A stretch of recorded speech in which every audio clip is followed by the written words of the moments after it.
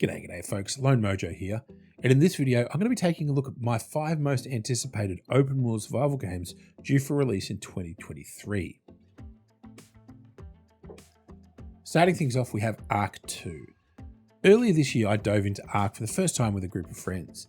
I really love the base building even though it can be a bit janky. However, there is something indescribably awesome about stomping around the map on a big ass T-Rex. Now, Ark 2 is currently slated for next year and it's set to shake up the core gameplay. It's moving from a first-person to a third-person perspective with an emphasis on added traversal options such as climbing. It's also going to be more of a Dark Souls style combat system, and I know this style shift has annoyed many long-time Ark vets, but personally I'm keen to see how it pans out. This could be one that goes either way, but I do like it when a company takes a risk.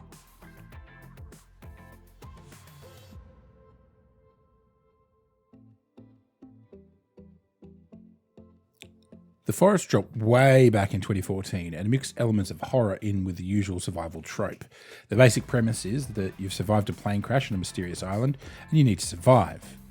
This includes the usual suspects of managing health, thirst and energy, along with base building, all while trying not to be taken by the local cannibals.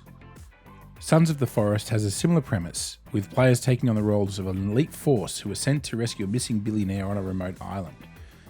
You and your friends are going to need to work together to build a base, gear up in order to take on the grotesque inhabitants. Along with a massive visual upgrade, this sequel promises a bunch of new features, including more firearm options, a bunch more monsters to find, and a changing season system, which sounds really interesting. It should spice up the gameplay quite a bit. Forever Skies landed on my radar a while back, and from the first trailer I was hit with these flashbacks of Subnautica, which is one of my favourite games in this genre. Forever Skies, however, sees you exploring a world where toxic gases have permeated everywhere, making all but the tallest buildings effectively death traps. You're going to need to traverse the skies in a dirigible, which will essentially become your flying base of operations as you build rooms and add crafting benches, etc. to it. There's going to be a lot of exploration, and if you're really keen, you can actually download a timed demo from the Steam store and you can really get a feel of what the game is going to be like.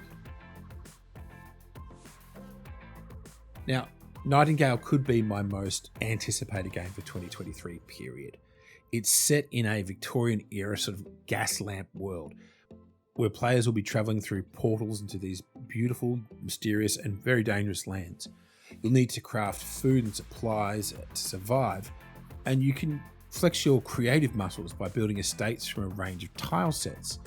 This will include recruiting NPCs who can assist you with automating production and gathering resources. The game looks gorgeous and has a really rich backdrop for you to explore. And one of the features I'm really looking forward to here is realm cards. These are effectively crafted after harvesting materials and will control the aspects of the realms that you can visit. This will include things like changing biomes, what sort of creatures, etc.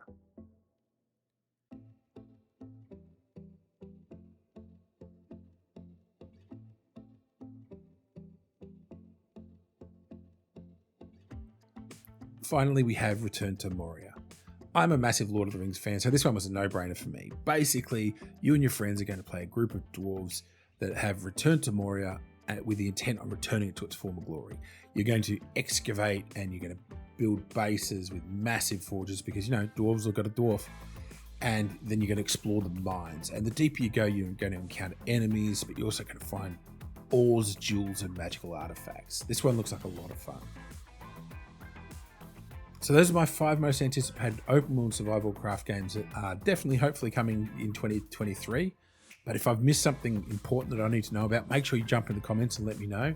And if you like this video, please consider hitting the thumbs up and subscribing to the channel. It'll really help me out. And until next time, take care.